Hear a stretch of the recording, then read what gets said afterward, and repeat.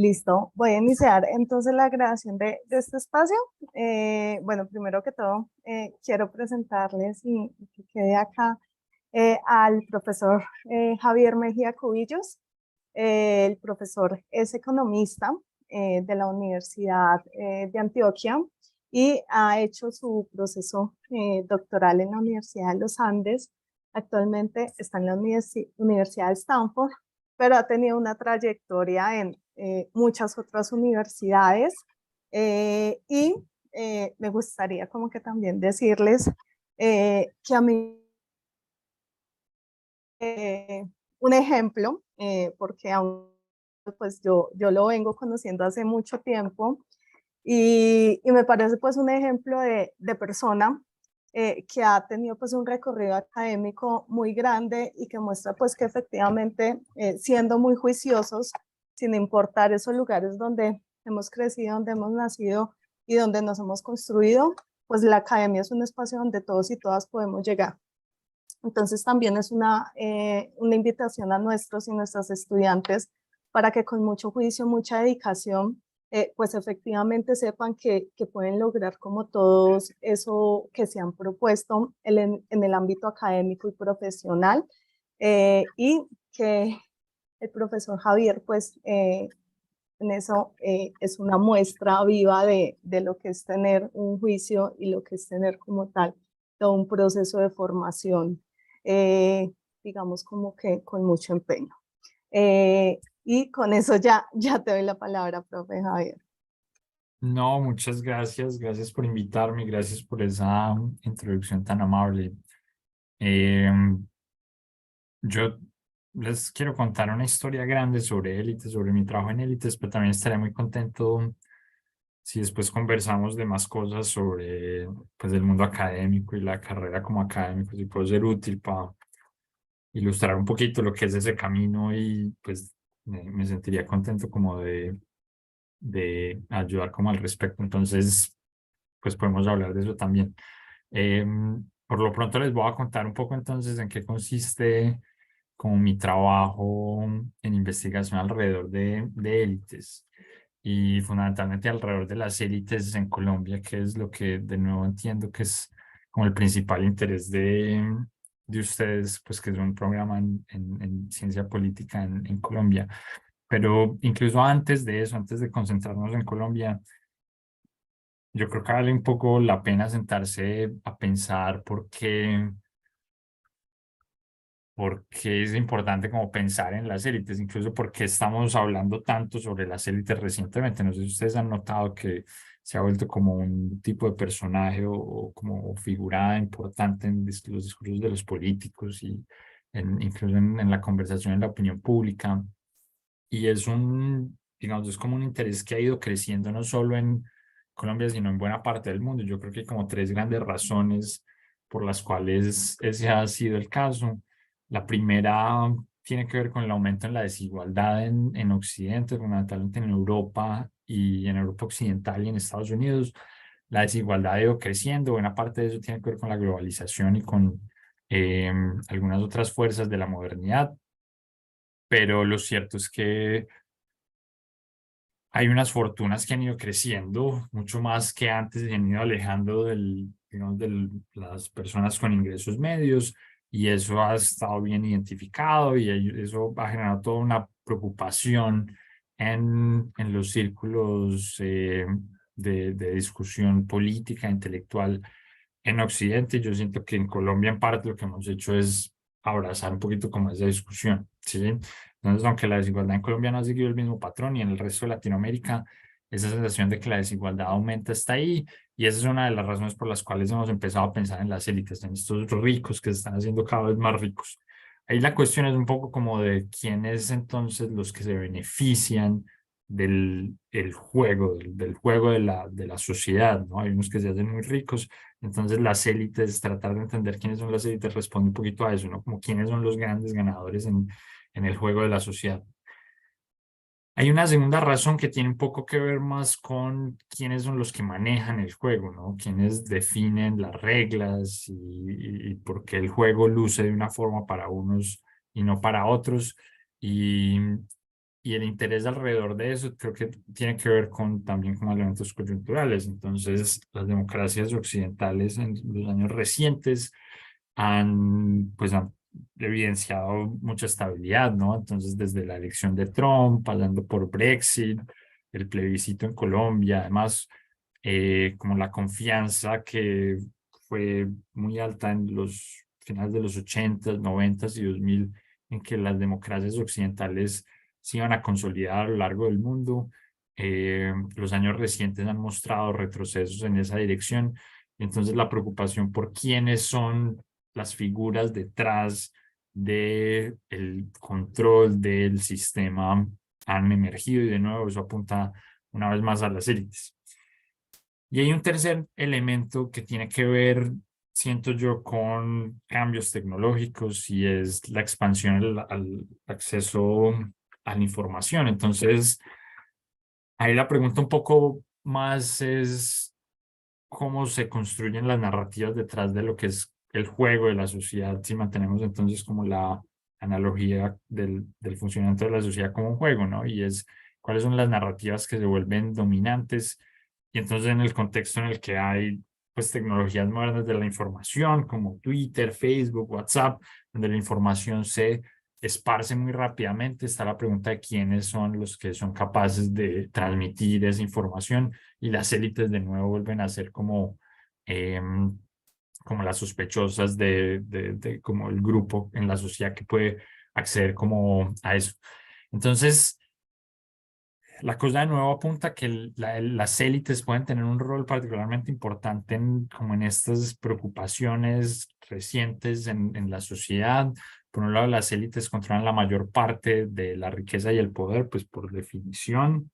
Además, las élites son las que controlan las instituciones, entonces los que hacen las leyes, los que definen las prácticas empresariales y demás, y entonces esto de nuevo responde a quiénes son los que manejan el juego de la sociedad. Y finalmente las élites son además los que definen el paso o la línea en las discusiones públicas y en las aspiraciones sociales, ¿no? Entonces la gente quiere ser como estas figuras de las élites y entonces piensen en quién sea el famoso predilecto de ustedes de la celebridad pues colombiana del mundo y cómo su forma de vivir guía un poco las aspiraciones del resto de la gente. Entonces, este es un poco como el contexto de por qué siento yo que cada vez estamos hablando más sobre las élites y el reto como académico es tratar de estudiarlas rigurosamente, ¿no? Como sin caer pues, en estereotipos y en como mitologías, si uno quiere. Y el reto es fundamentalmente de carácter empírico. Entonces, por supuesto que uno puede filosofar todo lo que quiera sobre las élites, pero al final del día la cuestión es, pues, qué puede uno saber en la práctica de ellas. Y hay un montón de retos detrás ahí. Quiero tratar como de dilucidarlos un poquito aquí. El primero de esos retos tiene que ver con que las élites, por definición, son un grupo pequeño de la sociedad, ¿no? Entonces, uno piensa en las élites en contraposición a la idea de las masas, pues las masas son un montón de gente, las élites son un grupo pequeño. Y entonces es un reto empírico en el sentido en el que es un poco buscar una aguja en un pajar, ¿no? Entonces, por ejemplo, si uno hace encuestas representativas de la sociedad, puesto que la élite es un pedacito chiquitico, usualmente pues esas encuestas no tienen como poder estadístico para observar lo que eso pasa, ¿no? Es uno de los grandes retos, por ejemplo, estimando la riqueza de las élites, que las encuestas de hogares pues no incluyen mucha gente de los que son los más ricos, simplemente porque son solo un puñado. Eh, Hay otros dos tipos de retos que van un poquito como en una dirección más como de la agencia y la capacidad que tienen las élites para evitar ser estudiadas, y es que uno puede pensar que los miembros de las élites tienen incentivos para no ser estudiados, ¿no? Entonces, si piensan en personas particularmente ricas, pues posiblemente uno no quiera que la gente sepa la gente, me refiero a alguien que está investigando, la opinión pública o el Estado sepa mucho de uno, ¿no?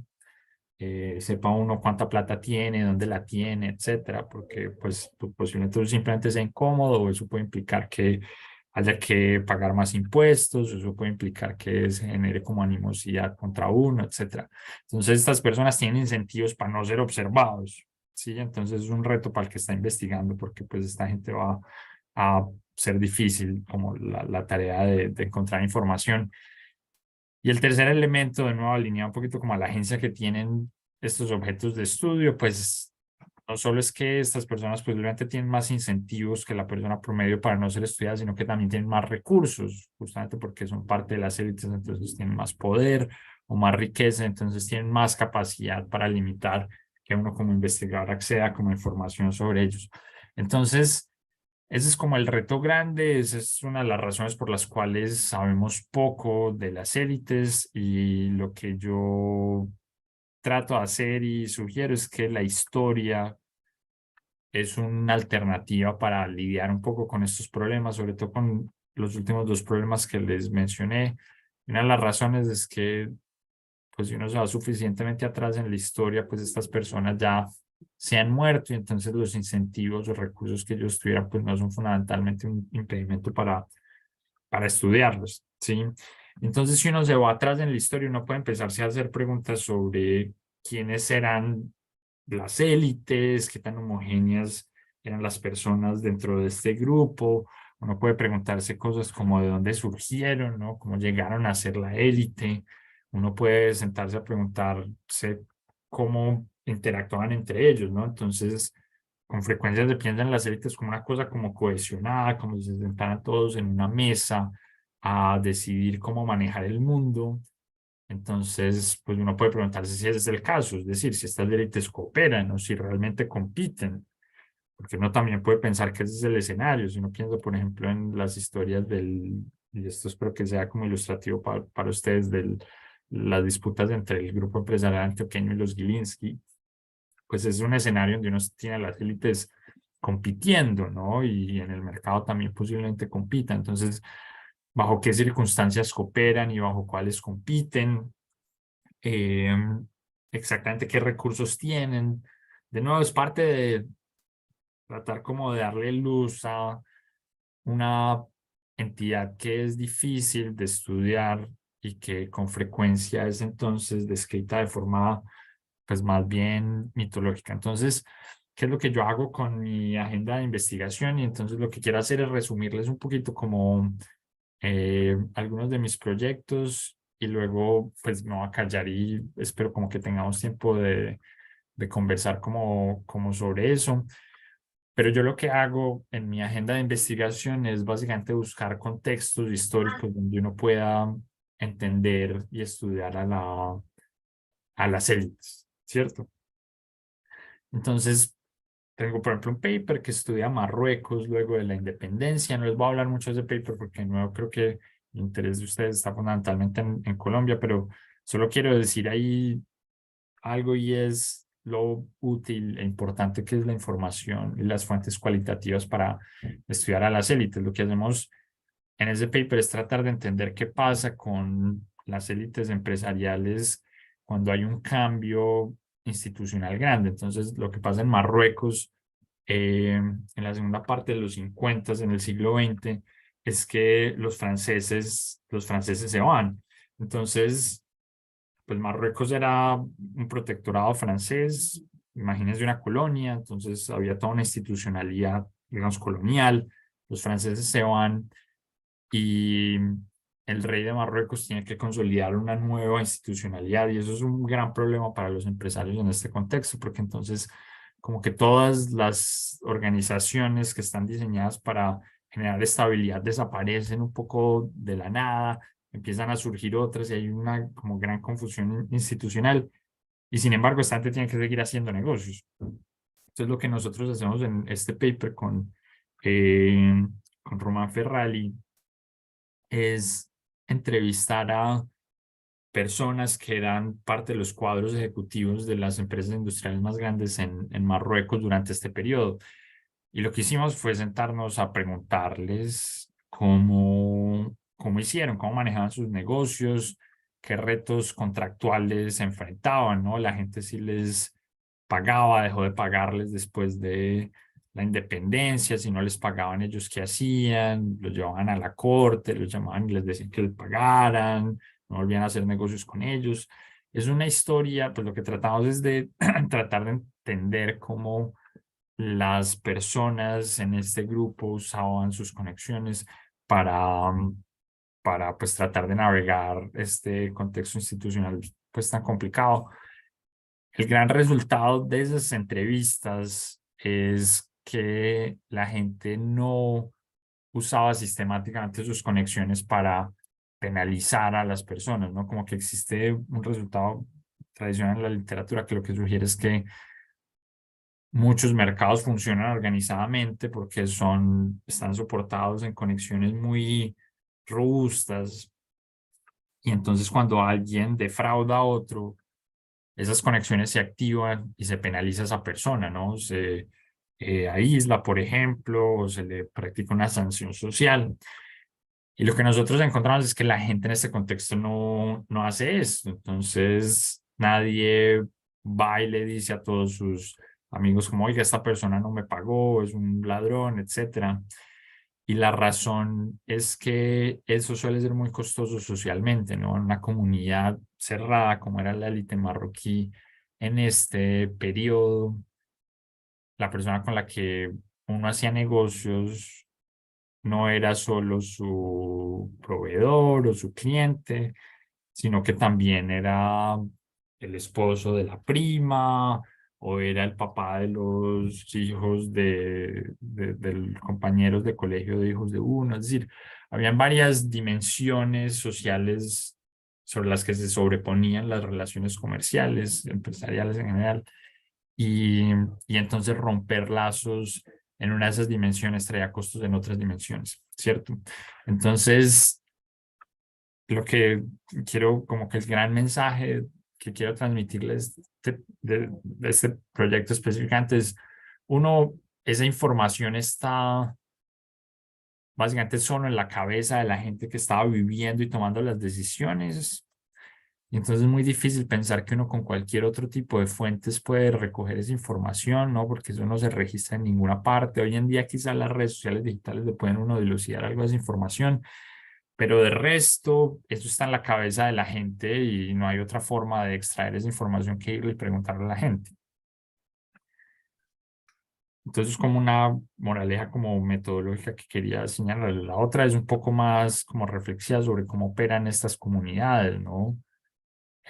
Son comunidades normalmente pequeñas donde la gente se conoce entre sí y los distintos tipos de relaciones se sobreponen entre sí. Hay todos unos procesos sobre pensar qué es óptimo y cómo se balancean los intereses en estas dimensiones que a veces son contrapuestos, ¿no? Entonces en el mercado uno puede estar compitiendo y pues en la familia cooperando, y entonces esto es parte de lo que estas comunidades tienen que balancear, ¿sí? Y entonces con esto ya empiezo como a apuntar a algo que va a ser como una moraleja también en el caso colombiano, y es que las élites no son una cosa cohesionada, no es la élite que se reúne todos los días a decir cómo joda al pueblo, como pues muchos políticos o incluso una literatura grande académica trata de sugerir, sino que suele ser un panorama mucho más atomizado, donde hay alianzas y hay disputas y demás. Pero les voy a hablar un poquito más de eso, más concretamente,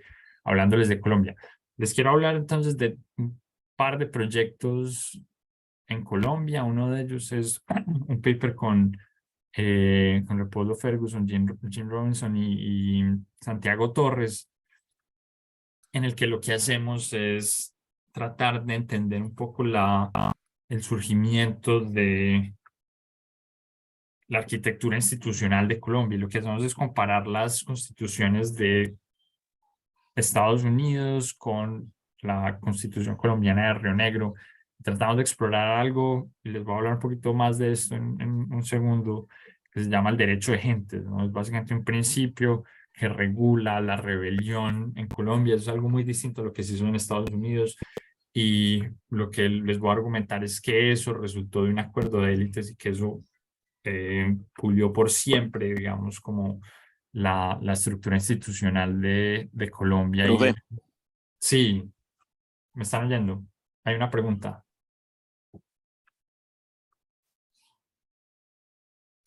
Bueno, si me dicen si hay una Sí, pregunta por mientras... favor, escribir las preguntas en el chat y luego las podemos ir como agrupando para que pueda avanzar el profe, ¿vale? Sí, es decir, yo no tengo problema ni respondiendo preguntas, lo único que veo es que el chat, hay toda una conversación grande. No te preocupes por el chat que todavía no han hecho preguntas de manera particular. Hubo algo que podría ser interesante avanzar más adelantico, que fue un comentario alrededor de, ay, se me fue el nombre, ya le digo. Bueno, ahorita te cuento cuál Listo, fue lo que de manera podemos, yo particular. puedo parar ahora en un rato y revisamos qué Dale. preguntas hay y así vamos como manteniendo la cosa Sí, actualizada. Listo, entonces ese es un proyecto del que les voy a hablar y les voy a hablar de como toda una agenda que yo he ido construyendo alrededor de Antioquia, que por un lado trata de entender a los banqueros y a los industriales, cómo surgen, como qué atributos tienen y cómo hacen sus negocios, y después una historia un poquito más amplia sobre movilidad social, sobre la que no les voy a mostrar muchos resultados porque apenas estamos trabajando en eso, pero la idea ahí la idea de ese paper es, o lo que hacemos en ese paper es puntualmente seguir básicamente a todo el mundo en Medellín desde comienzos del siglo XIX hasta comienzos del siglo XX. Lo que tratamos de entender es cómo ciertas personas van ascendiendo, digamos, a las élites y qué personas de las élites van, digamos, desapareciendo de ahí. Y la idea con eso es darle un sabor dinámico un poquito a esta reflexión sobre las élites, que con frecuencia se describe como si fueran unas condiciones como perpetuas, ¿no? Como que las élites siempre han estado ahí, como desde que el mundo se hizo, y hay un entendimiento relativamente pobre de cómo se llega ahí, cómo se sale de ahí. Entonces de eso vamos a hablar un poquito. Entonces, lo primero, como la reflexión grande sobre Colombia y como para tratar de ir diciendo cosas un poquito más concretas, que siento que he sido algo vago, es que cuando uno se sienta a pensar en la élite colombiana, lo primero que hay que entender es que nunca ha habido una única élite, ¿sí? Entonces, de nuevo, cuando a la gente, cuando en la opinión pública se habla de la élite colombiana, realmente o la persona que le está hablando uno de esto está confundida o está tratando de instrumentalizar una idea pues que no existe, ¿sí? En Colombia la élite ha estado fragmentada desde sus primeros, como desde el origen republicano, y en la colonia era el mismo caso. Hay muchas dimensiones en las que esta división existe, pero posiblemente la más importante o las dos más importantes sean la regional y la de partido. Entonces, la regional hace referencia a que en Colombia lo que han habido siempre han sido élites regionales. Entonces, cuando uno piensa en las élites, debe pensar más en que hay una élite en Antioquia, hay una élite en el Caribe, hay una élite en Bogotá, y esas élites son distintas, las personas son distintas, los códigos son distintos, los espacios donde se relacionan son distintos.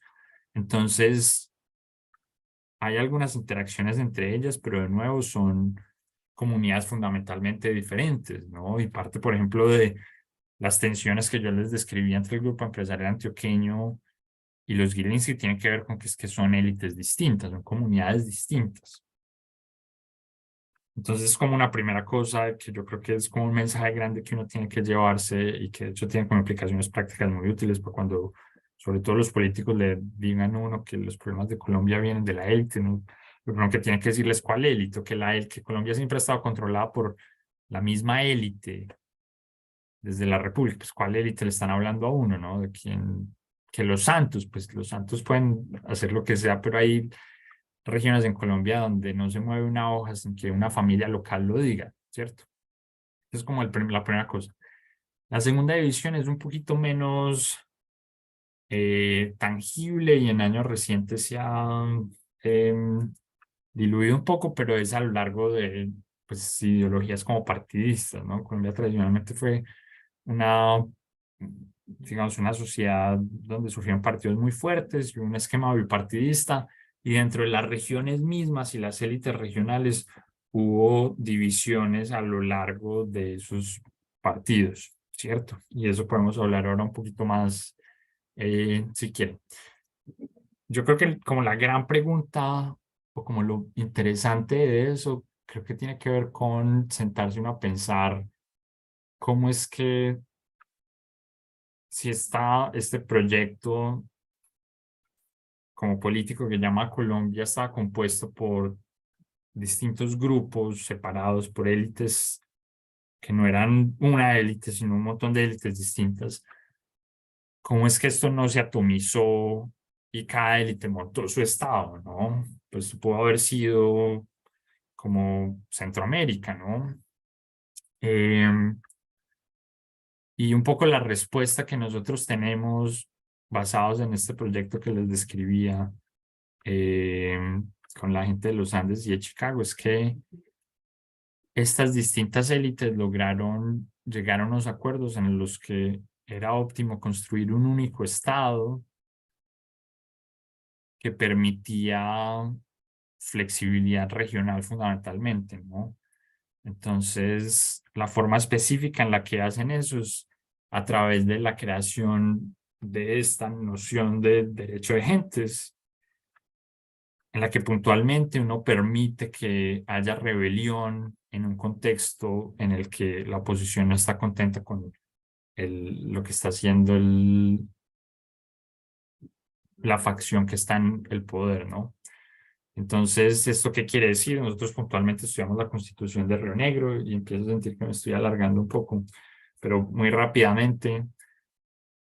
Lo que pasa en este momento es que después de varias décadas de mucho caos institucional en que los distintos partidos estuvieron involucrados en varias guerras civiles y había una clara certeza que ninguna facción podía controlar el territorio entero, se llegó a un nuevo, llamémoslo, contrato social que quedó plasmado en la Constitución, en el que se abría la puerta para que a través del derecho de gentes se pudieran distintas facciones revelar y cambiar el gobierno a través del uso de la violencia, ¿no? Y eso básicamente aseguraba que cualquiera que fuera la facción en el poder se asegurara de mantener los privilegios de las distintas facciones regionalmente, porque la rebelión era pues una posibilidad como tangible, ¿cierto? Nosotros creemos que eso sembró la semilla de dos de los posiblemente atributos más importantes del Estado colombiano, aún en la actualidad. Uno es esta eh, como sensación persistente de ilegitimidad del Estado, porque claro, si uno de entrada define que está bien que una facción se rebele violentamente contra el Estado, pues uno está diciendo desde el origen del contrato social que hay razones plausibles para que esta persona no sea o esta facción o entidad no sea eh, la que deba gobernar, ¿cierto? Sin usar un canal tradicional como democrático, ¿sí? Entonces, esto lo que quiere decir es que, de nuevo, el que sea que siguiendo las reglas institucionales está en el poder, puede ser derrocado por otros porque no representa, digamos, los intereses de la comunidad entera. Y, digamos, eso es parte de lo que uno nota como persistente en la percepción de lo que es como el Estado en Colombia. Y el segundo elemento es la violencia generalizada, ¿no? Y de nuevo, si uno desde la semilla del contrato social acepta que la rebelión, y la rebelión es por definición una actividad violenta, es aceptable, pues uno está abriendo la puerta para que la violencia sea una práctica común. Entonces nosotros sentimos que desde la configuración, una de las configuraciones iniciales del Estado-nación colombiano se sembraron las semillas para, como producto del acuerdo de las élites, generar un Estado nacional con un equilibrio funcional para estas élites, pero que generó posiblemente lo que serían consecuencias no esperadas en el muy largo plazo. ¿Sí? Es como una, siento una lectura amplia y algo especulativa en los resultados del paper puntualmente, pero creo que es una forma útil de reflexionar sobre como la naturaleza del Estado colombiano y como las consecuencias de esta fragmentación regional. Podemos hacer una pausa aquí, si quieren conversamos de qué preguntas tienen por... Dale. Yo te voy a sintetizar algunas de las preguntas que están en el chat. Alguien al inicio como tal del espacio, cuando empezaste, cuando estabas hablando también de Marruecos, sí, de Marruecos y demás, pregunta cuál es esa relación que tiene con el foro de Davos. También hay unas preguntas sobre cuál ha sido la relación de las élites colombianas con las del resto del mundo y con los norteamericanos principalmente. Y preguntan, no, esta es una que están de acuerdo con vos con el tema de que hay varias élites en Colombia y que han mutado. Y había también una pregunta en relación con eso que sería el nuevo orden mundial y cómo se relaciona lo que están mencionando entonces con el nuevo orden mundial y si ese derecho de gentes es opuesto a lo que conocemos como el orden natural. Ok. Em, pues creo que lo primero tiene que ver como con una preocupación sobre la interacción entre las élites colombianas y las élites internacionales. Esa es una buena pregunta en el sentido en el que Colombia tradicionalmente ha sido, o digamos, históricamente un país particularmente aislado al resto del mundo.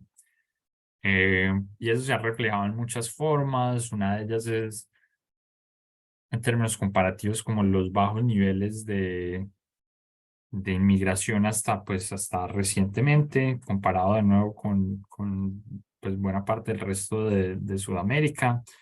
Pero también si uno se sienta a ver a qué tan abierta es la economía colombiana ha sido históricamente mucho más aislada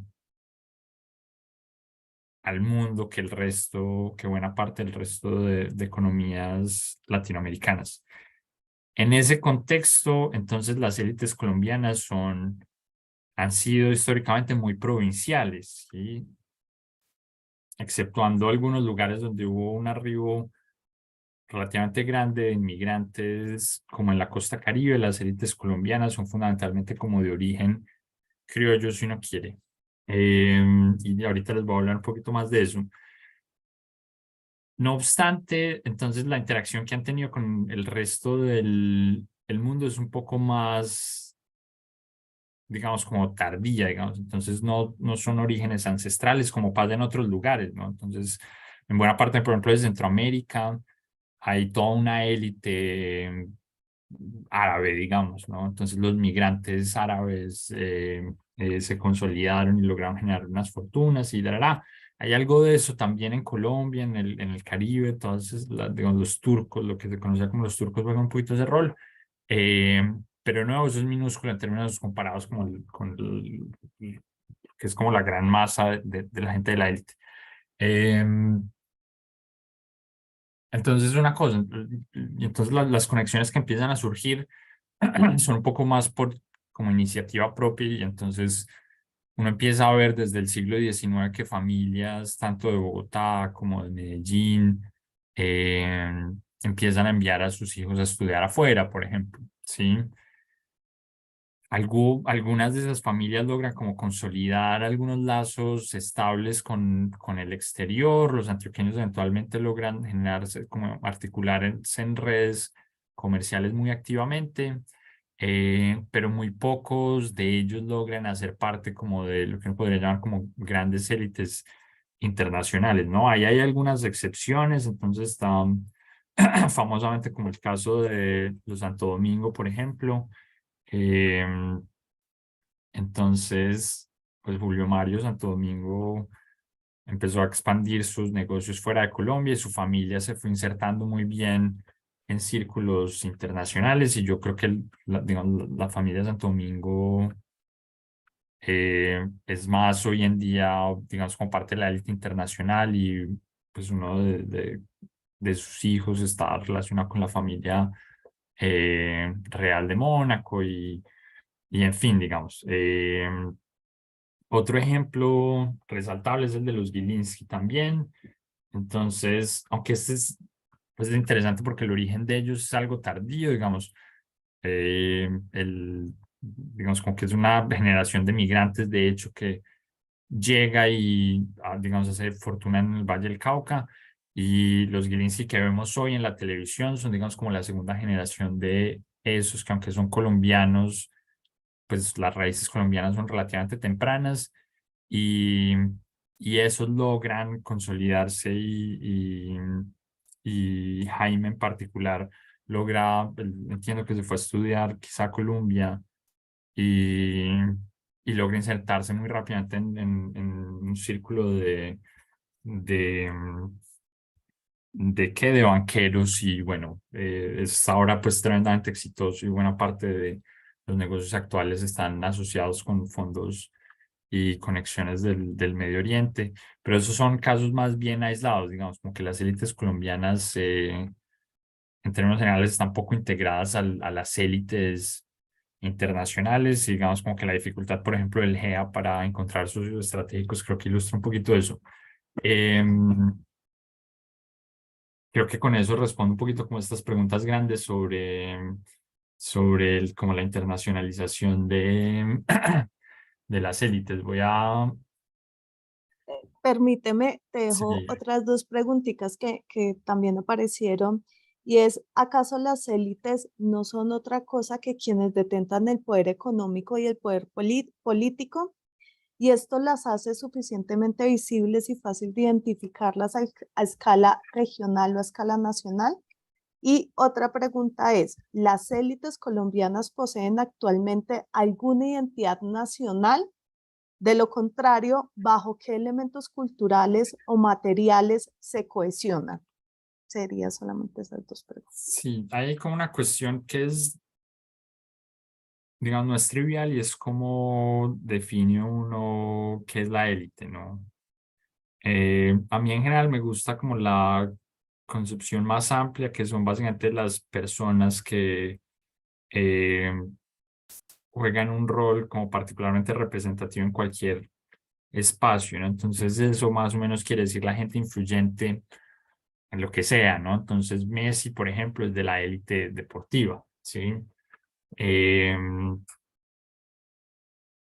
Eso entonces no quiere decir solamente como poder y riqueza, pero pues en el sistema económico en el que estamos, ese suele ser el caso, pero de nuevo hay gente que tiene mucha influencia sin tener mucho dinero, sin tener mucho poder, entonces son cosas distintas.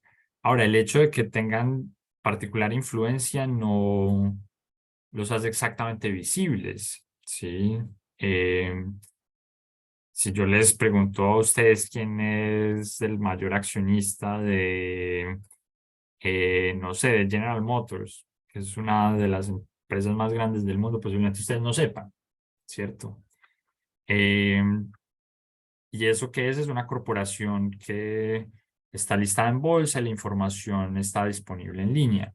Pero si yo creo una empresa y es privada, y es una empresa gigante, yo no tengo que revelarles información a nadie, es decir, pues puede ser tan grande como sea y hay pues toda una serie pues por un lado como de elementos legales como que protegen como mi privacidad y además yo puedo tomar infinidad de esfuerzos como para mantener eso así, ¿sí? Em, entonces, sobre todo cuando uno piensa en las élites económicas, creo que hay como pocas razones para pensar que su influencia esté correlacionada con su visibilidad. Con las élites políticas la cosa es algo distinta, ¿no? Porque, digamos, sobre todo en pues, los contextos democráticos, buena parte de la influencia está asociada a cargos públicos y entonces eso tiene visibilidad y hay toda una serie de protocolos de transparencia y entonces eso es cierto.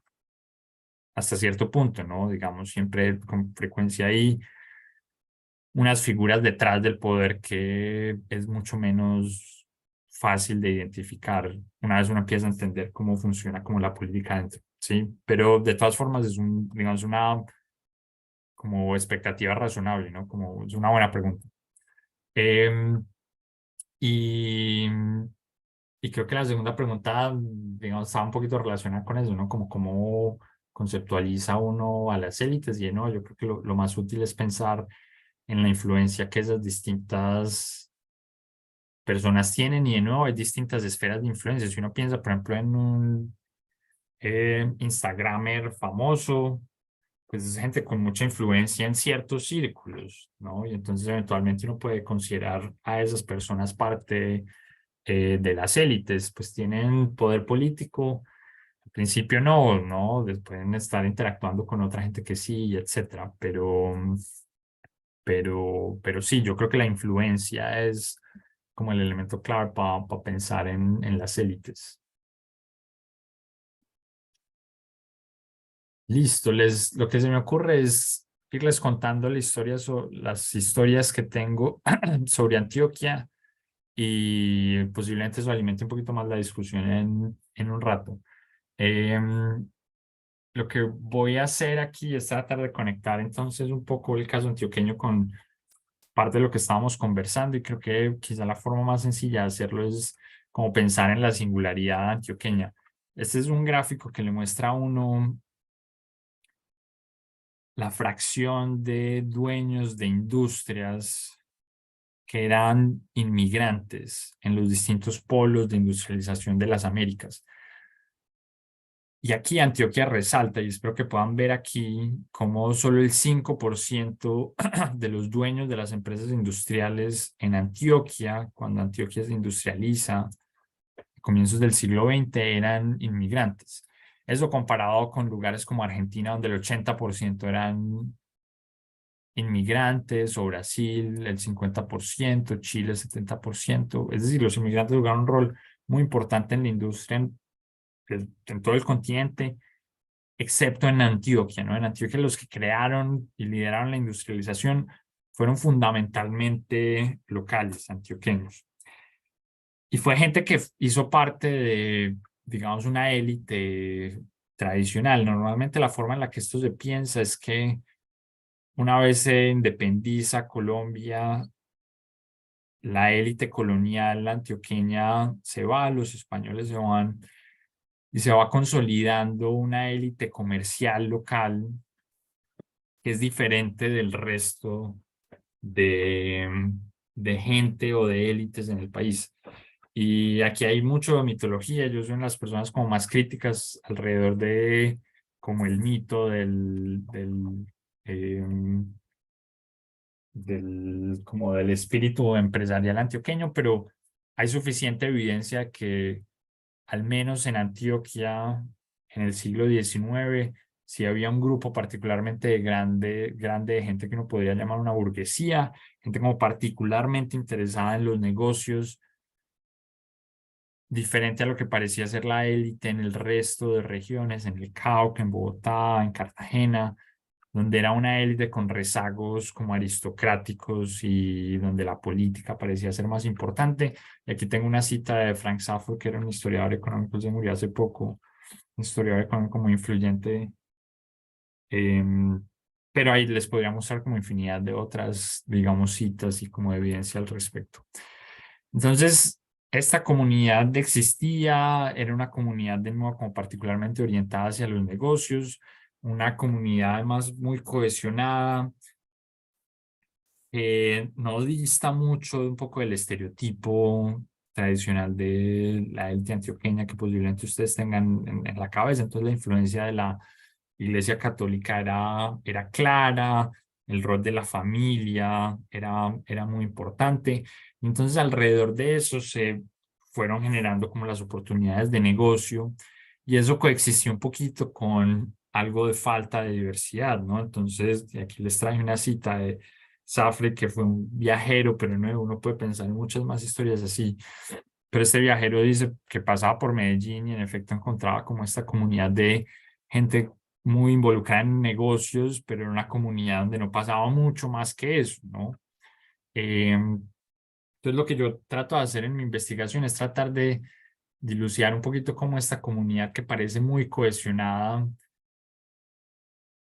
usó sus conexiones o se favoreció de la estructura social para desarrollar lo que eventualmente fue esta industrialización que enriqueció a la región y fue la puerta de la modernidad del país. Entonces, lo que yo hago, y no me voy a alargar como en las cuestiones metodológicas, es reconstruir la red social de esta élite. Y para eso lo que hice fue pasar muchos años en archivos recogiendo información sobre estas personas, y lo que hago es construir una red donde uno tiene individuos que están conectados entre ellos. Sí hay evidencia que tenían lazos en común, ¿no? Se casaron juntos, y eran amigos, y montaron negocios juntos. Y eso es una red que aquí les traigo algo de evidencia de cómo luce es, pues cómo se reconstruyó esa información. Yo usé muchas fuentes, eh, más de 100 fuentes en decenas de archivos. Este es, por ejemplo, uno de los tipos de fuentes, las genealogías. Ustedes posiblemente estén familiarizados con esto. Esta es la entrada de cómo luce los primeros Mejías, digamos, que llegan. Esta es la información del primer Mejía que llega a Antioquia.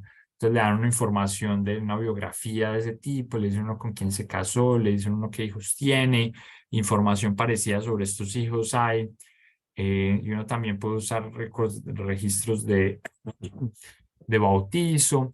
Entonces, con esta información, uno lo que puede hacer, como les digo, es reconstruir unas redes, ¿no? Esto es, por ejemplo, la red familiar. Entonces, cada uno de estos punticos es una persona, y estas cositas grises, estas líneas grises son conexiones que describen si son padres, e hijos, o esposos, esposas, y eso le dice a uno hay una red familiar. Y hay otras dimensiones de conexión, de interacción, básicamente 7, ¿no? Va a haber una red familiar, una red política, una red de negocios, una red de amistad. Y cada una de esas redes luce distinta. Lo que yo hago es colapsarla y decir, bueno, si uno se sienta a pensar quién conocía a quién, quiénes tenían relaciones con quién, agregando las distintas dimensiones en las que la gente se conocía, eso cómo luce. Y es una red que se ve así, ¿no? Pues esto, si uno le hace zoom, es muy interesante porque empieza uno a ver como la densidad de conexiones. Ahí parece un hormiguero, pero una de las cosas bonitas es que esta red va cambiando en el tiempo, ¿no? Se va densificando y eventualmente se va densificando. Y yo lo que hago es deshacerme de las colas de esa distribución y me concentro en el periodo donde tengo harta densidad. Y lo que empiezo es a reflexionar sobre quiénes son estas personas y qué hacen luego en su vida, ¿no? Entonces yo sé ellos a qué se dedicaron, qué negocios montaron, cómo les fue en sus negocios, etcétera. Entonces les quiero mostrar algunos resultados como de ese ejercicio, y de nuevo no quiero alargarme mucho más en esto. La primera cosa es como sentarse uno a pensar. Si uno piensa como en, digamos, cuando uno le hablan de las élites modernas, normalmente le hablan a uno como de los banqueros y de los industriales, ¿sí? Y de nuevo, si uno trata como de pensar en estos qué tan parecidos son, uno puede hacer un ejercicio muy sencillo y es comparar las medias de los atributos que tienen. Entonces, piensen en cada una de estas estrellitas como resultados que le dicen a uno que cuando uno compara a los banqueros con gente que no era banquera, y uno compara a los industriales con gente que no era industrial, gente que no montó empresas industriales, si eran sistemáticamente distintos o no, ¿no? De estrellitas quiere decir que sí eran sistemáticamente distintos. Entonces, en ambos casos, eran predominantemente hombres, como pues uno podría imaginarse en este pues periodo de la historia. Pero uno empieza a ver cosas interesantes, ¿no? Cuando uno se sienta a ver quiénes tenían educación superior, quiénes habían ido, digamos, a la universidad. Los banqueros iban con menos frecuencia a la universidad que la persona promedio de la élite, ¿sí? En cambio, los industriales iban con más frecuencia a la universidad. Entonces, los industriales eran gente más educada que el promedio de la élite, los banqueros menos educada. Los banqueros eran gente que venía de familias que eran más ricas antes de la industrialización. En cambio, los industriales no, los industriales parecen ser sí algo menos ricos que venir de familias menos ricas.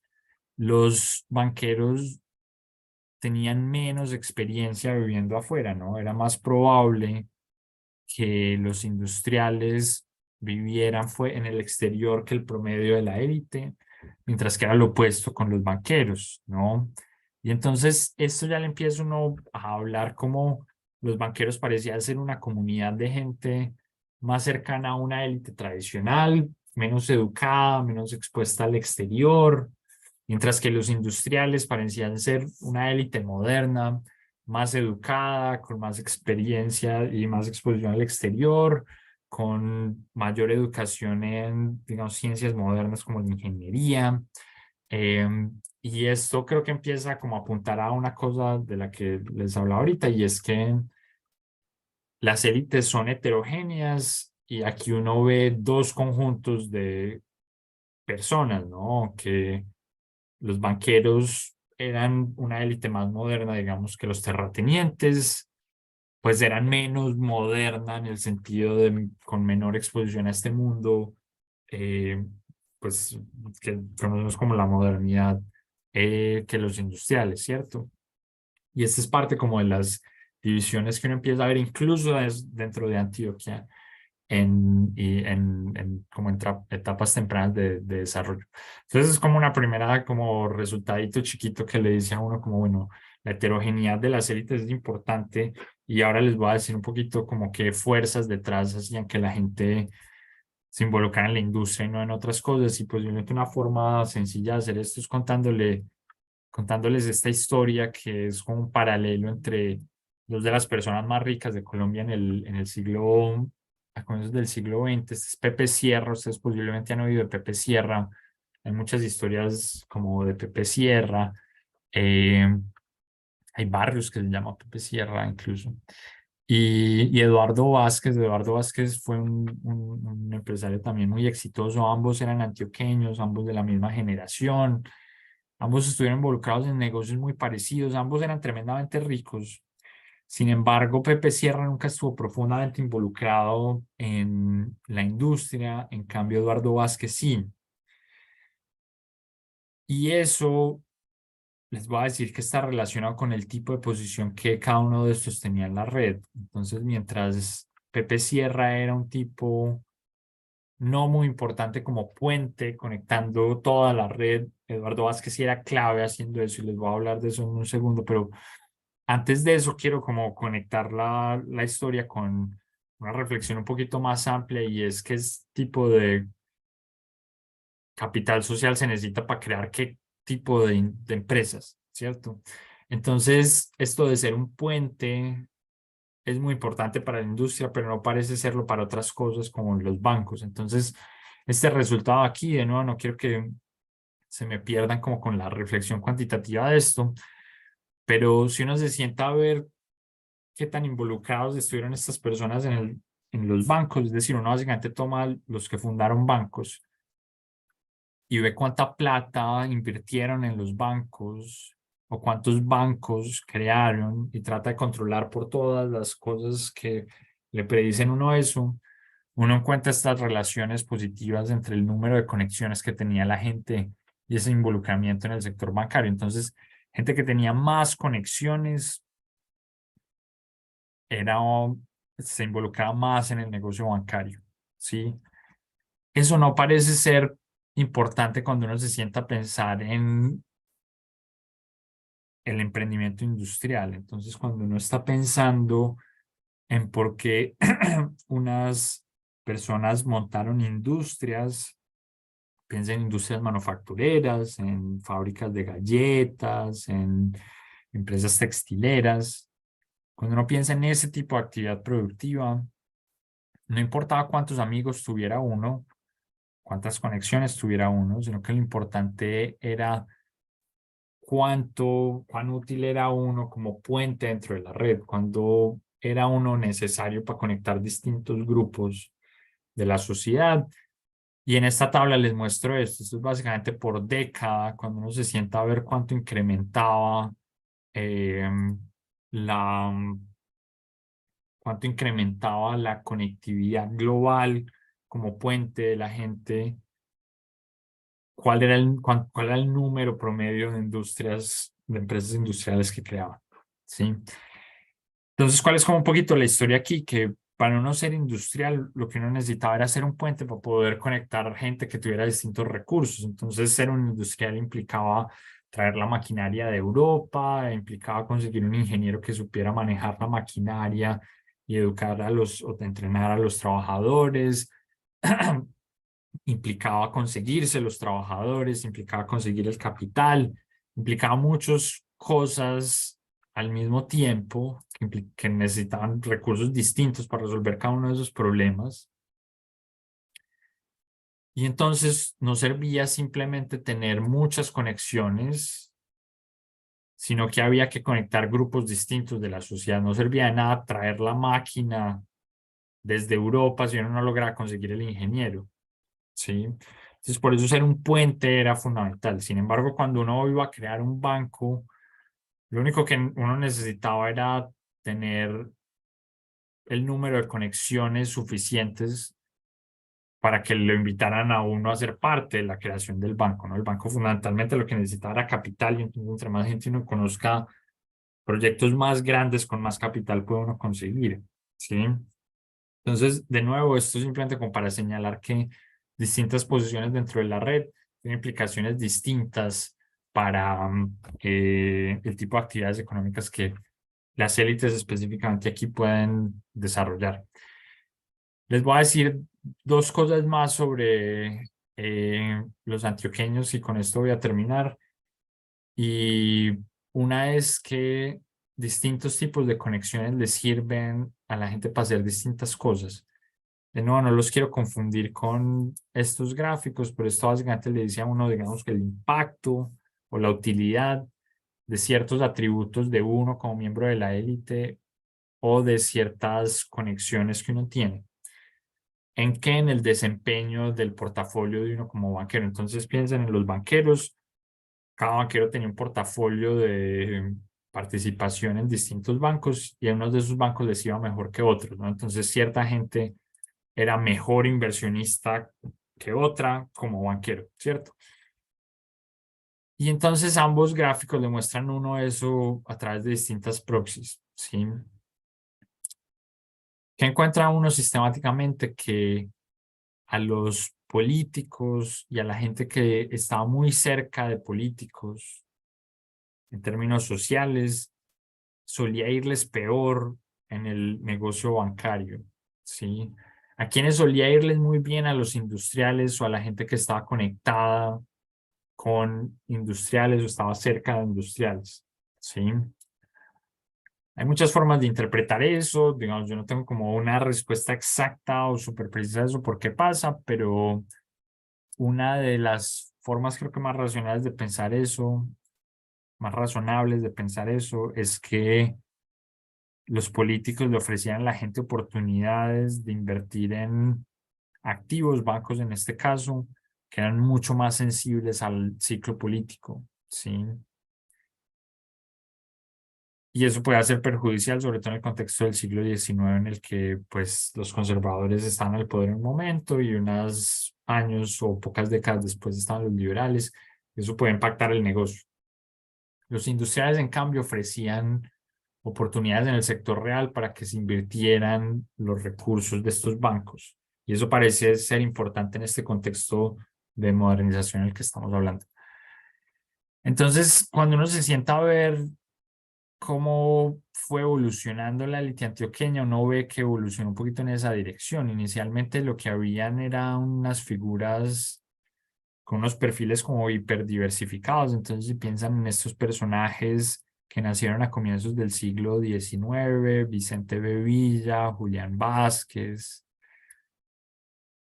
Manuel Mejía Cano, estos eran fundamentalmente mercaderes, gente que tenía casas comerciales, y esa gente fue teniendo hijos y esos empezaron a involucrarse en los bancos. Lo azul empieza a indicar que empieza a surgir la banca como negocio, empieza a surgir una élite bancaria. Y esa élite bancaria eventualmente empieza a transicionar, y esto es lo que yo llamo aquí, o transitar posiblemente sea la palabra correcta, a una élite industrial. Entonces uno empieza a ver cómo empiezan a montar empresas industriales y estos banqueros industriales empiezan a surgir. Entonces, la identidad de la élite antioqueña, que hoy en día es muy relacionada con la industria, es realmente un proceso, ¿no? Y se va construyendo a través de lazos maritales y de lazos comerciales. Yo soy un poquito más detallado de esto en investigación y podemos hablar un poquito más sobre eso, pero tiene todo el sentido del mundo. Yo les estaba diciendo que para los banqueros lo más rentable era estar cerca con industriales. Tiene sentido que esta gente empezara a casarse o empezara a convertirse en industrial porque pues era más rentable, y entonces yo creo que va ilustrando cómo mecanismos sociales se fueron usando como en esos esfuerzos. Y una forma de ver eso es si uno se sienta a pensar en la información, en las herencias. Y este es uno de los pocos momentos en los que uno puede realmente saber la información de la riqueza de la gente. La gente tiene grandes incentivos para esconder la riqueza, excepto cuando se muere, porque cuando se muere hay que dejar la plata a alguien, ¿cierto? Y hay mucha gente interesada en que esté toda la plata, y me refiero fundamentalmente a los hijos de uno, ¿cierto? Entonces es un buen momento para pensar en cómo está, cuánta plata tiene la gente y cómo está compuesto el portafolio de la riqueza de las personas. Entonces una forma sencilla de ver lo que fue como esa transición de, de las fortunas antioqueñas es comparar este Julián Vázquez, que es este de acá, que se murió en el 94 del siglo XIX.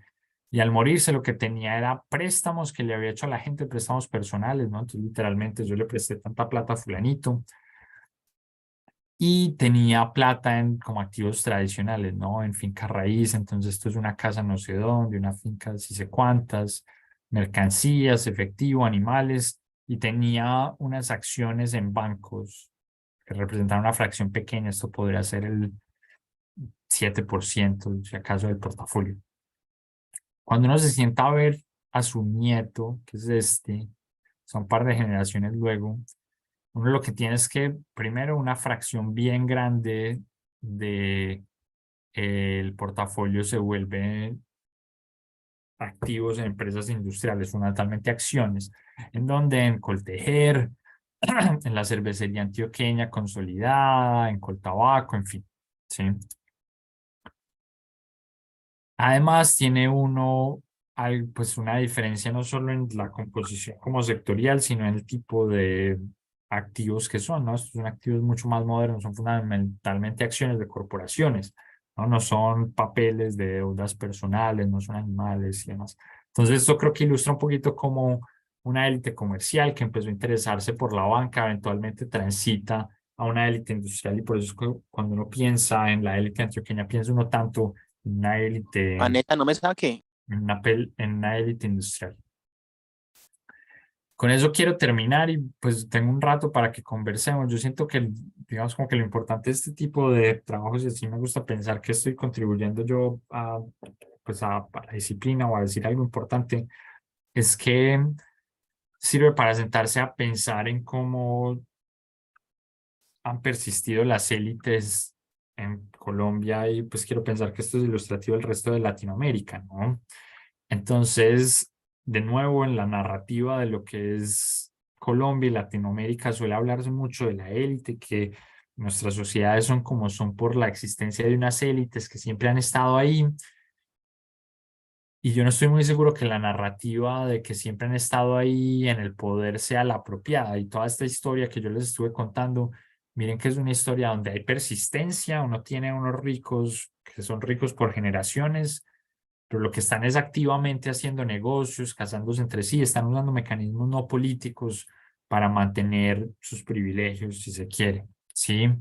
Entonces eso siento que es importante porque ayuda a pensar mejor esta gran historia y le agrega un elemento adicional que es algo que mencionamos al principio, y es que en vez de pensar en una élite como monolítica, uno lo que realmente tiene es un conjunto de gente donde hay subalianzas y hay distintos atributos y hay competencias y cooperación, pero ciertamente no es una gran élite que se reúna todos los viernes en una mesa grande como a decir cómo se reparte la sociedad. Lo que uno tiene es además una circulación grande de élites, de gente que se dedica a distintas cosas y hay gente que va entrando y saliendo de esa comunidad. Hay como unas, pues como lo que yo siento como unas moralejas útiles para pensar cómo motivar como la investigación en este campo en el futuro, pensar en evidencia individual. Yo siento que es muy útil. No, yo siento que uno tiene que moverse de esas narrativas grandes de la élite a pensar como puntualmente quiénes son los actores tomando decisión y los individuos están tomando decisiones y muchas cosas que suceden a nivel local y ciertamente las personas localmente tienen interacciones con sus contrapartes a nivel nacional, pero entender qué pasa localmente yo siento que es tremendamente útil y creo que una cosa adicional es reflexionar sobre los mecanismos sociales detrás como del comportamiento de estas élites, ¿no? Entonces, pensar en los matrimonios, las amistades, la asistencia a colegios, universidades, esa es buena parte de cómo las élites persisten en el tiempo y yo creo que en esa dirección es donde uno debería concentrar como los esfuerzos si quiere tener como un mejor panorama del fenómeno. Yo quiero dejar las cosas ahí. Esta es pues mi información de contacto. Yo soy muy activo en Twitter por si quieren seguirme. Tengo un rato más para que conversemos por si todavía tienen preguntas. Voy a parar de compartir mi pantalla para que nos veamos las caras. Listo. Javier, Profe, yo qué tengo pena, una ¿puede pregunta dejar un poquitico al contacto. los contactos? Por favor, un segundito nada más, creo que no las alcancé a apuntar. Sí. Yo tengo una pregunta que se relaciona con una pregunta que había hecho un estudiante y es esa relación, bueno, y es en qué momento pues se empiezan a dar como esos vínculos también de las élites con los negocios ilícitos, ¿sí? Ahí hay, digamos, como que una cuestión y pues todos acá saben que yo soy de Pereira. Y hay un libro que se llama Baldas por encargo de Juan Miguel Álvarez y en este libro él habla de, ay, ¿cómo se llama? Se me olvidó ya el edificio que queda enseguida de la alcaldía de Pereira se llama eh, Antonio Correa, ¿sí? Ajá. Entonces Antonio Correa pues es una persona que en este libro pues es retratada también como por esos negocios ilícitos que pudo haber tenido, hablando de todo el tema del narcotráfico. Y también si miro el caso de Pereira, pues también ahí hay unas investigaciones y mucho lo que se ha hablado también de Alcides Arévalo. Y esos son pues simplemente dos casos de dos personas que son influyentes en una pequeña ciudad como esta. Pero sí le surge a uno como esas dudas o esas inquietudes por esas élites políticas o sociales o económicas, como lo podemos ver acá, y esa relación que van a tener con actividades ilícitas y el momento en donde éstas se van a fortalecer de cierta forma y también digamos como por esas formas que nosotros podemos acá pensar también en cómo también en lo que vos mencionabas de las élites, relacionándolas con la capacidad de influencia, que también es un concepto que nosotros usamos para hablar de poder, pues efectivamente si hay acá unas élites que también se pueden ver en este campo de lo ilícito y que nosotros digamos como que también lo vemos y cómo esas élites de lo ilícito se han relacionado con esas élites de lo económico y de lo político pues en Colombia.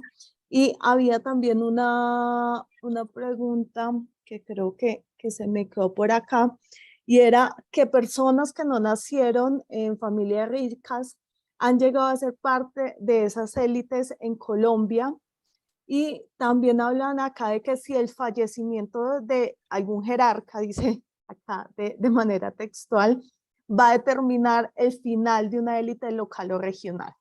¿Sí? Eso es como en los comentarios. Listo, voy a empezar por las últimas preguntas, pero son quizá más sencillas de responder y es que en las élites, digamos, esto no se ha estudiado mucho y parte de lo que yo estoy tratando de hacer recientemente es pensar en eso, es que tanta movilidad social hay al interior de las élites. Entonces, eso quiere decir la gente que entra y sale de la élite, ¿sí? Yo personalmente soy un convencido de que hay mucha más movilidad de lo que la gente cree. Por un lado, hay eh, muchos linajes, digamos, que van saliendo de las élites si uno quiere. Y hay un problema conceptual y es que normalmente se habla de las familias, pues las familias, digamos, por definición se van abriendo, pues son un árbol, la gente se va casando y eso va creciendo, ¿no? La gente va teniendo hijos. Entonces, lo que suele pasar en la práctica es que no todo el linaje sale de la élite ni todo el linaje se mantiene. Normalmente lo que pasa es que hay unas ramas que entran en decadencia y algunas cuantas se mantienen. Lo que yo siento es que en la inmensa mayoría de casos sí hay toda una historia interesante, como por qué una rama se mantiene y no, y muchos de ustedes posiblemente están familiarizados con historias de el hermano avispado, que es el que se queda con la herencia y deja sin plata a los otros. Hay como mil historias, ¿no? Pero hay también razones para pensar que hay cuestiones de habilidad, entonces hay gente que es más capaz para los negocios y esos prosperan más, otros que son pues más holgazanes y demás, y esos no. Entonces, hay toda una dinámica de cómo, digamos, las élites se van como fragmentando y van, digamos, entrando en decadencia. Mucho de eso pasa cuando se va rompiendo el equilibrio, ¿no? Pues, y eso que está representado cuando la gente se muere y entonces empiezan los hijos. Hay unos refranes famosos, yo vi unas versiones de esto en distintas culturas, eh, pero suelen decir un poco como lo mismo, que después de 3 generaciones las fortunas familiares suelen desaparecer, ¿no? La historia suele ser como que el refrán suele ser, los abuelos generan la riqueza, los hijos, o sea, los padres, digamos, los hijos de los abuelos, los padres, la disfrutan y los nietos la pierden y cosas así. Entonces, eso no es atípico, digamos. Eh, pero también está la otra parte, la movilidad, y es los que van entrando a las élites, ¿sí? Y, y contrario a lo que buena parte de la gente piensa, hay mucha gente que va entrando, digamos, ciertamente es difícil la historia, aunque hay algo de esas historias eh, del niño que no tiene con qué almorzar, que termina siendo el tipo más rico del mundo, eso seguramente es la minoría, pero hay toda una serie de estratos sociales, digamos, y de capas de la sociedad que van ascendiendo y ahí también hay historias, por ejemplo, yo oí recientemente a uno de los fundadores de una de las compañías de inversión privada más grandes de Estados Unidos y él tiene la idea que las grandes fortunas son generadas por gente de clase media. Entonces él dice, mire, usted piensa en Jeff Bezos o Elon Musk, es gente de clase media, digamos, los grandes millonarios no son los hijos de los grandes millonarios, de los grandes billonarios, sino y entonces él tiene toda una historia de por qué ese es el caso, en fin, que posiblemente tiene que ver con que uno necesita un poco como el hambre de conseguir cosas, pero no demasiada comodidad pero necesita uno los recursos para lograrlo, entonces eso descarta como a gente como particularmente con orígenes como particularmente humildes y en fin, pero digamos, como para hacerle la respuesta un poco más corta, eso pasa, digamos, en mis datos eso está, aunque yo no tengo en este momento como test sistemáticos de qué tanto pasa eso, pero uno ve en efecto familias que no existían y empiezan a llegar y uno se sienta a ver las historias como cualitativas y es gente que empieza a hacer plata, digamos, la historia de Pepe Sierra es un poco esa, ¿no? Venía de una familia, digamos, como campesina y y hace fortuna. El tipo, al parecer, un comerciante muy habilidoso y hace una fortuna gigante. Y, y bueno, yo sé por razones personales como cosas de los herederos digamos, como de la familia de Pepe Sierra. Mucha gente sigue teniendo mucha plata y entonces, bueno, todas esas historias están ahí, pues, pero de nuevo yo siento que hay bastante más movilidad de lo que la gente piensa. Y eso quizá lo pueda conectar con la pregunta un poco más difícil de cuál es el rol de la economía ilícita en el surgimiento y la consolidación de las élites. Y yo pienso que han sido tremendamente importantes como fuerza de movilidad social, de hecho. Entonces, y entonces creo que hay posiblemente dos cosas que decir, digamos, como que actividades ilícitas siempre han existido, ¿no? O sea, desde que las leyes existen, existen negocios rentables fuera de ellas que son explotados, ¿no? Entonces, por ejemplo, en Colombia el contrabando por mucho tiempo fue un negocio, en cierto momento en el siglo XX, después de los booms cafeteros, ese fue un negocio rentable. Hay historias de cómo gente de lo que uno conoce como la élite antioqueña se dedicaba a eso, a, a, a exportar como ilegalmente café y cosas así, a importar cosas y demás. Pero las grandes, grandes oportunidades de negocios ilegales solo llegan a, digamos, con las drogas, ¿no? Y primero, pues, yo no soy un experto en esto, pues, pero sé un poquito como el patrón y es, eh, hay un boom de la marihuana que se concentra fundamentalmente el negocio en la costa Caribe.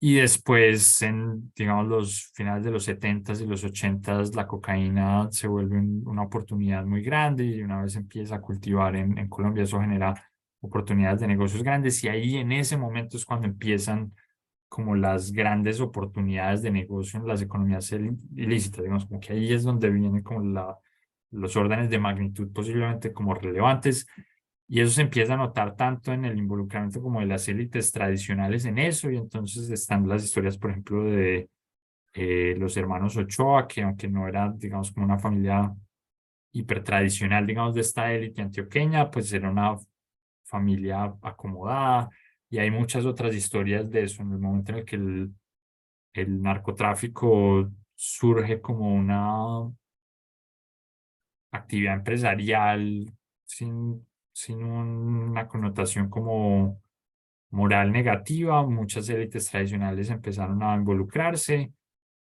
y, y mucha de esa gente entró y salió y no pasó nada, digamos. Eh, pero también llegaron nuevas personas a aprovechar esas oportunidades y a competir con las élites tradicionales en ambientes donde esas élites tradicionalmente dominaban. Entonces la historia de personajes como Pablo Escobar y el resto como de capos famosos, si uno quiere, que era gente ciertamente no de las élites y hicieron fortuna y eso les dio como la capacidad para llegar a la política y, y algunas de esas fortunas se fueron canalizando y esa plata se fue lavando, pues, ¿cierto? Entonces, pues no fue exactamente el caso de Escobar, pues Escobar, digamos, tuvo tanta visibilidad, pues que pues lo mataron y pues la familia de Escobar se fue de Colombia y demás. Pero hay muchas historias más, digamos, menos visibles, donde lo que pasó fue que una generación después, digamos, el negocio ilícito desapareció, digamos, como que las fortunas se hicieron y estas personas que se enriquecieron con estos negocios enviaron a sus hijos a estudiar a colegios de élite y esos muchachos pues son hoy en día, digamos, parte como de las élites tradicionales y, y ya, y eso es de hecho muy común, digamos, como que si uno le aplica como suma hacia afuera, digamos, como que amplía como el espectro de visión. Esa es una historia que ha estado ahí como en la evolución del capitalismo. Marx tiene un capítulo sobre la acumulación originaria de capital, creo que se llama, que explora un poquito como esa idea de que un poco de que detrás de cada fortuna lo que hay es un crimen ancestral, digamos. Y, y algo de eso puede haber, digamos, de eso hay muy poquita evidencia, o sea, lo que yo les estoy contando es un poco como, pues fundamentalmente anecdótico. Yo siempre he querido como escribir un paper sobre eso y pues creo que algún día lo haré. Eh, pero, pero digamos, creo que el punto fundamental es que los negocios ilícitos son grandes oportunidades de movilidad social, ¿sí? Y algo de eso es penalizado, digamos, y alguna gente es capturada y algo de eso también es un negocio muy riesgoso, ¿no? Entonces, algo de esas fortunas se pierden en disputas internas y no sé qué, pero buena parte no, digamos, buena parte no, y buena parte de eso pasa debajo de los lentes de la opinión pública. Y, y lo que suele pasar es que surgen los códigos para que esas fortunas se limpien y un par de generaciones luego em, simplemente uno tenga una gente que es rica y que pues comparte el código, los códigos y los espacios de interacción de las élites tradicionales. em, y, y ya, posiblemente, y con esto me voy a callar porque sé que además ya no tenemos mucho tiempo, es que uno lo que sí puede identificar es entonces la consolidación de unas élites nuevas que no necesariamente se integran a las élites tradicionales. Y digamos, el caso antioqueño es algo ilustrativo con esto. Las élites industriales tradicionales que yo estudio fueron dominantes por mucho tiempo y en pues, la historia reciente eso ha dejado de ser el caso, ¿no? Entonces, por ejemplo, parte de las tensiones entre el GEA y el alcalde de Medellín reflejan eso, digamos, el alcalde de Medellín representa un poco los intereses de unas nuevas élites. Partes de esas élites tienen que ver, por ejemplo, con la capacidad y como los recursos para controlar la contratación pública, por ejemplo. Y lo que quiero decir es que en la práctica hay nuevas fortunas que han ido surgiendo en paralelo a lo que eran unas fortunas tradicionales, y esa gente tiene intereses y busca poder político y eventualmente chocan, digamos. Entonces, eso ha ido pasando. Entonces, esto de nuevo va un poco en contravía con la narrativa que siempre ha habido una misma élite desde hace 200 años que ha controlado el país. Digamos, en el país han habido transformaciones muy grandes y han surgido nuevas élites, y uno puede, desde un punto de vista grande, pensar en grupos, y entonces los grupos ilegales, las FARC, los paramilitares, todos estos fueron comunidades que fueron ganando poder, riqueza, influencia, y, y eso fue pues cambiando, digamos, como el sendero del país, y hoy es digamos, la gente influyente es bien distinta a la gente influyente hace 10, 15, 30, 50, 100 años.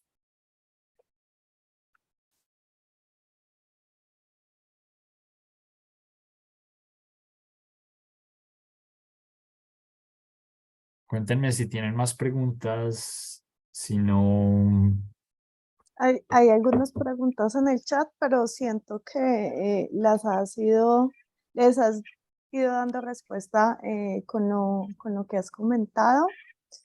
Yo la verdad siento que hay mucho para cortar y mucho para decir, pero le daré la palabra en este momento a Víctor Hugo, que tiene la manito levantada hace ratico, y pues sé que estás también con el tiempo, entonces después de las palabras de Víctor podemos ir cortando. Muchas gracias.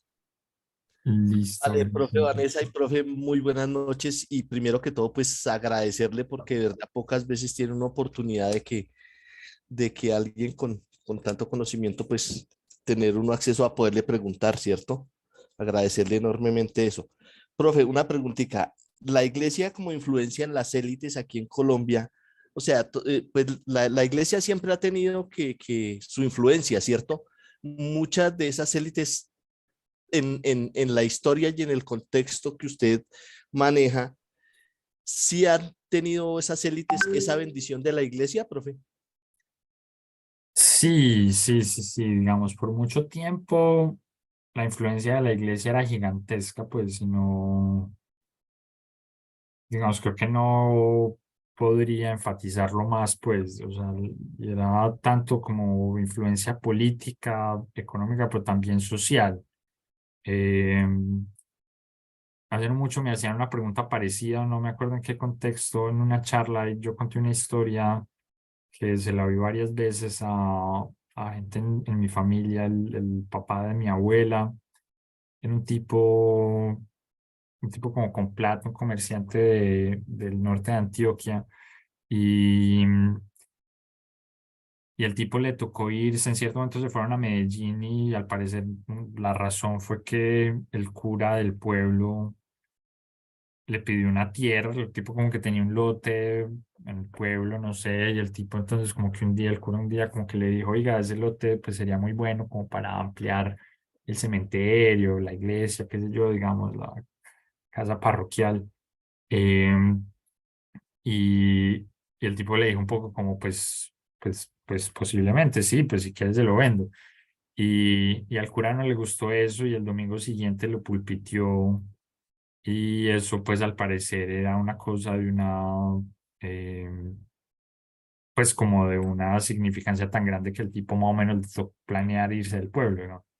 Entonces, eso es como un ejemplo de, yo le oí historias a mi papá, por ejemplo, de cómo en Risaralda nombraron en cierto momento a una, y esto entonces ya pueden ser los 60s, a una gobernadora y, y el obispo de la ciudad dijo que eso era escandaloso porque no me acuerdo los detalles de la historia, posiblemente la señora era separada o simplemente no le gustaría que fuera una mujer. Entonces, la influencia de la iglesia fue tremendamente importante en el país y de eso eran conscientes las élites y por mucho tiempo parte de las estrategias, digamos, como de poder de estas familias y de nuevo aquí saber exactamente esto cómo operaba y qué tan consciente era es difícil, pero lo que se hacía era tratar de que un hijo o algo así, de que hubiera alguien de la familia en el clero, ¿no? Y eso pues le abría como la puerta a muchas de estas familias pues para influenciar. Em, eso se fue perdiendo. em, pues con muchas razones para eso, pero buena parte tiene que ver eh, con la expansión del laicismo, digamos, o la del declive de la religiosidad en todo el mundo, pero pues también en Colombia, ¿no? Entonces, la influencia de la Iglesia Católica específicamente fue creciendo profundamente y pues hoy en día yo creo que es pues bastante poca, aunque tiene bastante influencia en esferas específicas, ¿no? Entonces todavía, digamos, la Iglesia Católica y distintas comunidades controlan ciertos espacios que pues tienen mucho poder. Yo creo que hay un elemento interesante en la historia reciente de Colombia y es el ascenso de la expansión de las iglesias que conocemos como cristianas, que son como una vertiente medio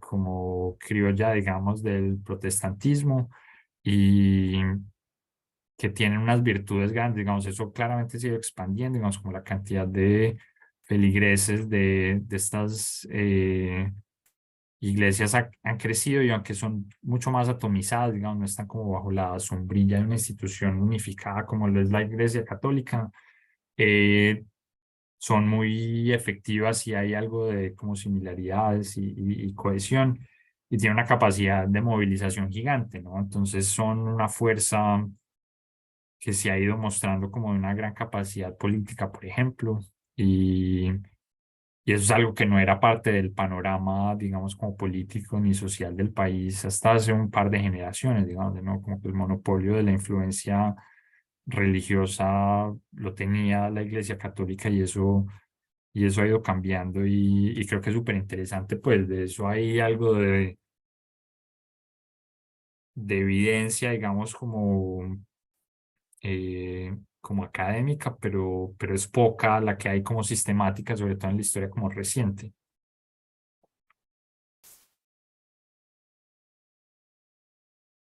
Bueno, Javier, muchísimas gracias por el espacio que nos has brindado el día de hoy.